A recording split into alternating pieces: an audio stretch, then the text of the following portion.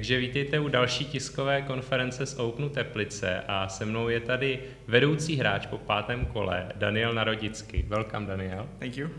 And maybe for the beginning you can show us yesterday's game from the 5th round you won against Stefansson. Mm-hmm. So just maybe the beginning and nice end Okay. of the game. Okay, so it was the Sicilian defense. I actually expected this. Stefansson usually plays the Sicilian, so he plays the Palsson. So far it's just theory. Knight c3, queen c7, and this move g3. I've played it a couple of times before. I've had pretty good success. And Black really has to know what he's doing because he played a6, bishop g2, d6, castle, and the point is Black always has to watch out for ideas of knight takes c6 and e5. So Black really has to play very accurately. My opponent played this pretty interesting line, bishop d7. He's delaying knight f6, which is rather unusual, and I took on c6. The point now is if b takes c6, I was going to play e5 here and try to make Black pay for not developing this knight on g8, because if d takes e5, I wanted to just play queen e2, and his pawn structure is ruined. If he doesn't defend this pawn, then I'm just going to have a better endgame. And if he plays f6, then this knight is pretty much dead, and I thought I have maybe even f4, I don't know, I have great compensation for the pawn.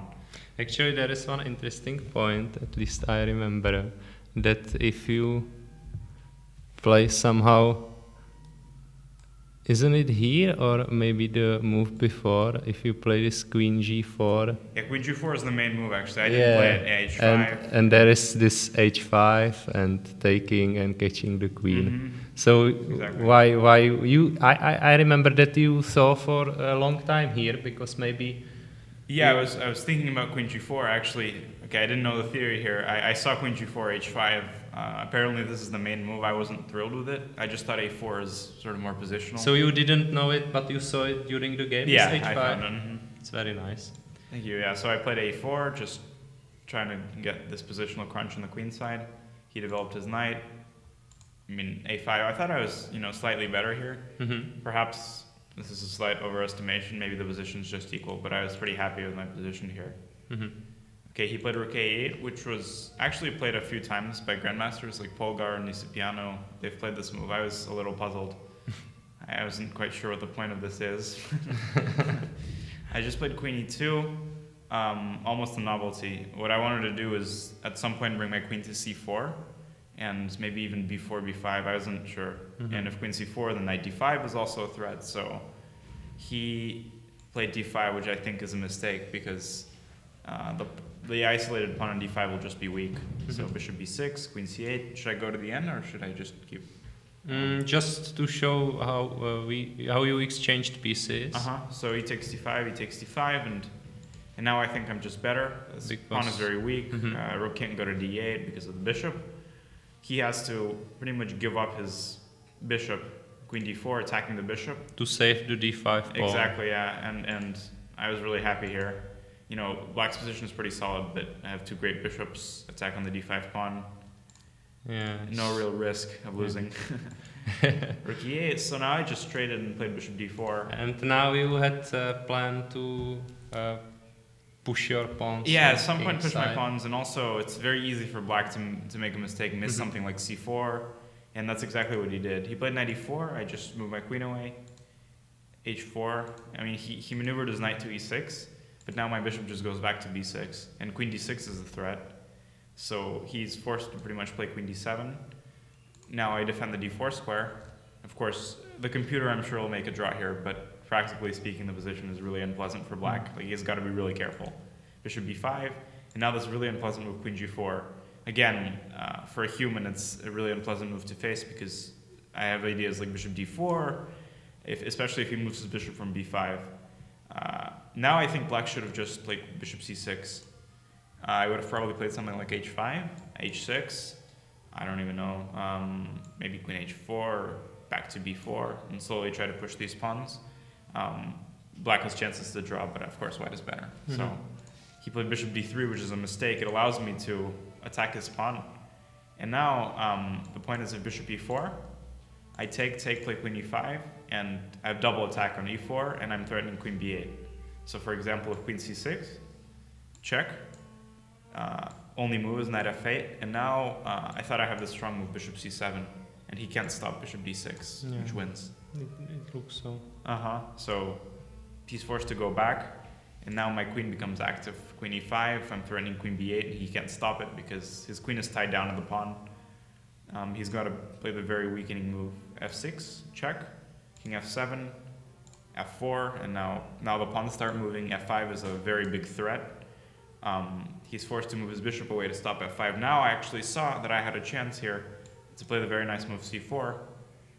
The point is, if bishop takes c4, then f5, knight f8, bishop c5, and the knight is trapped, and the queen can't move away because the b7 pawn is under attack. So he's got to take with the pawn. And then I saw that I have this endgame. He's got to play c3 to defend the pawn. And I wasn't sure if I could win this. Really? You decided instead of this? Yeah, instead of this, I wanted to go for mate. So objectively, probably a mistake, but I thought he might get nervous and make a mistake in return. So g4 threatening f5, g6, h5, king g7, defending against h6. And I thought this was almost winning, but apparently the computer showed, I think it was here or before king g7. At some point he had bishop e4. I'm not sure, and I think he needs defend. to exchange bishops, because maybe your king then will be a little bit weaker.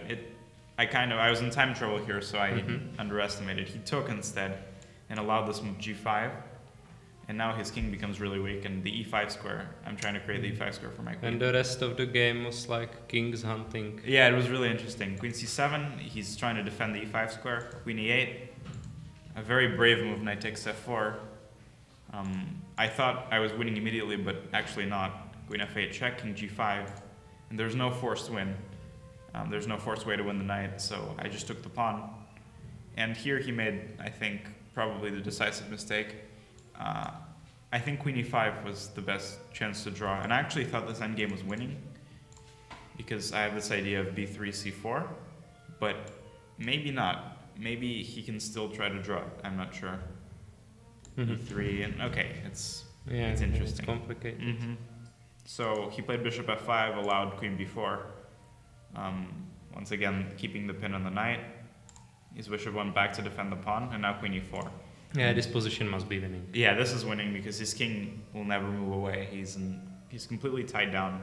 So h4, he's trying to create counterplay of some type. But now just queen e8, I think, is the winning move. Just too many threats. Queen g8 check. His position just begins falling apart. So he played h3, and now queen g8 check. If king h4, then of course queen g3 is mate. If king f6, then there's always bishop d4 check with a mating attack, I think. Or no, king f6, maybe I can check here and transpose to the game. So king f5 was played, queen f8 check, king g4 allows bishop f3. So he's got to play king g5, it's forced once again. And now bishop e4 is totally deadly, because if he plays something like bishop g4, for example, check, king h6, and this is checkmate. So he's got to play bishop e6, defending the g8 square. And now king f3, attacking the knight, bishop g4 check is forced. And what I'm simply doing is bringing my king over to h2. Now if he goes back to e6, I simply take the knight. And now this is winning for sure, because these pawns will fall. He's got to play bishop c4. I play bishop c6. I'm threatening b4, b5. He's got to play king e5, and okay, I'll just bring my king over and win the endgame. So he went back to defend the pawn. Here I actually missed the mate in 6 with king h1, but it was computer, Human moves, queen g8 check. King h6, queen g6 is mate, king f6, then bishop d4 check. And this is mating, or winning the queen. So he's got to play king h5, and finally check, king h6, and bishop g4. And he resigned because if he takes it, then queen takes g4, and I win the knight. And if he plays queen e5, trying to counterattack the bishop, then I simply check, king g5, takes, bishop takes c8. Yeah, Everything okay. falls. So here's Okay, thank you. Thank you for nice explanation. Thank you. Yeah. This game brings you to the first place, and today you have black against Melkumian, who is the top seed in this tournament. So how do you feel before the game? Well, I feel great, and the tournament's going really well so far, but of course the hard part is just beginning, so to speak. Melkumian is really strong. I'm just going to play in the same style, try to play for a win, and whatever happens, happens, I'll just play my best. This game was a little bit in Karpov style. Is it normal for you? It depends on my form. Sometimes I can, it's so far just been a good tournament for me.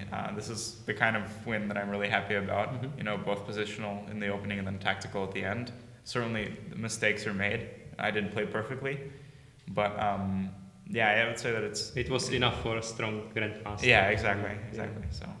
And why you came to Teplice? Well, I was looking for summer tour. I just graduated from high school, so I don't have to worry about school. And I was looking for summer tournaments to play in, and I noticed that I played in Pardubice in 2008. It was a great tournament. I really like Czech Republic.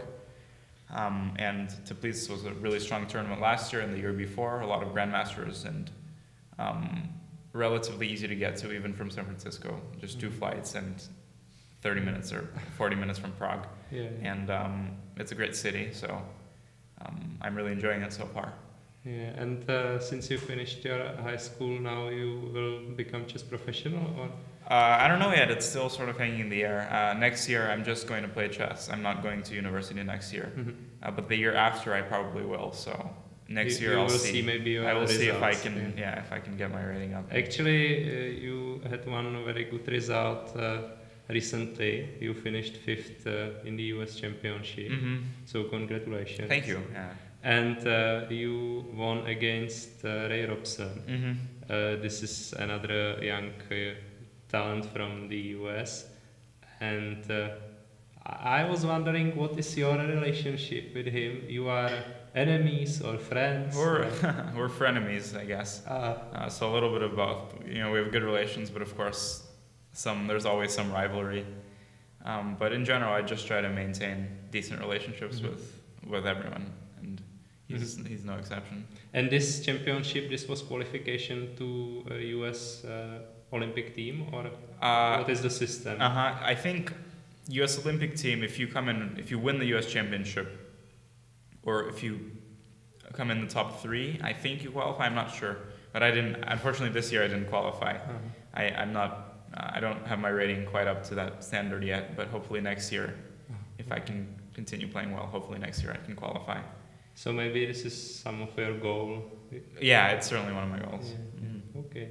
So thank you very much. Thank you. And good luck today.